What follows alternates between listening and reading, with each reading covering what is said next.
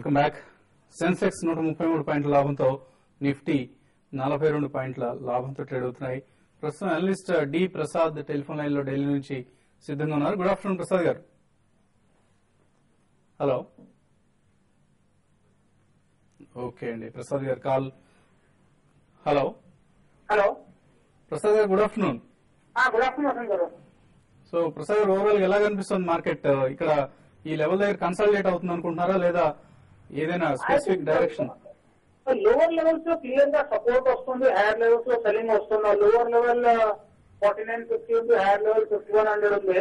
కానీ higher level లో selling చేసే బదులు లోవర్ లెవెల్ లో బయింగ్ చేయడం సేఫర్ స్ట్రాటజీ అనిపిస్తుంది. బికాస్ 4785 లెవెల్ లో స్ట్రాంగ్ బాటమ్ అయింది, ఆ సపోర్ట్ చాలా స్ట్రాంగ్ గా బయింగ్ వచ్చింది. సో నా ఉద్దేశం గ్లోబల్ మార్కెట్ లో కొంచెం రికవరీ అయినా ఇండియన్ మార్కెట్స్ ఇక్కడ అవుట్ పర్ఫార్మ్ చేస్తాయి.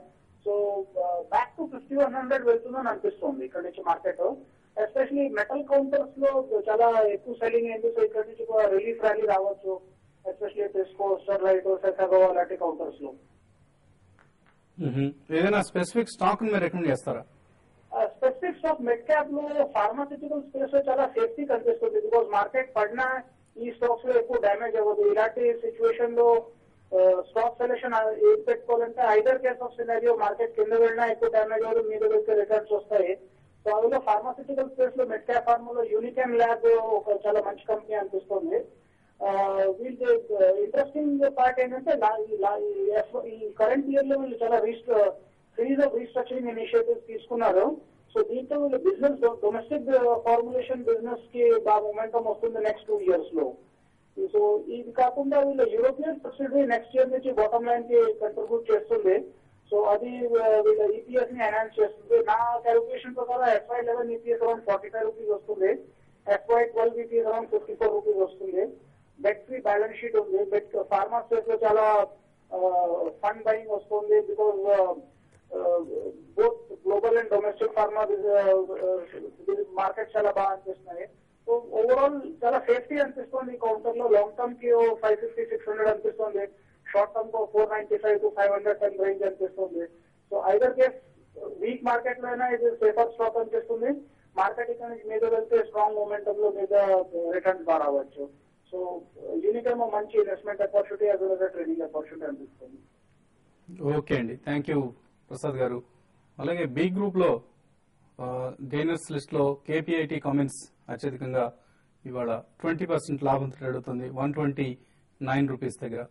అలాగే Ashapura, Minechem, Tribhuvan housing, అలాగే wires and fabrics 20 companies, Indus networks, ఇవన్నీ బి గ్రూప్ లో. ఫ్రాంటియర్ ఇన్ఫో లాంటి కంపెనీస్.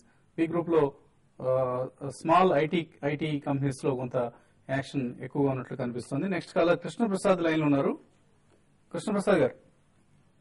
సార్ శేషి గారు, గుడ్ ఆఫ్టర్నూన్ సార్. చెప్పండి.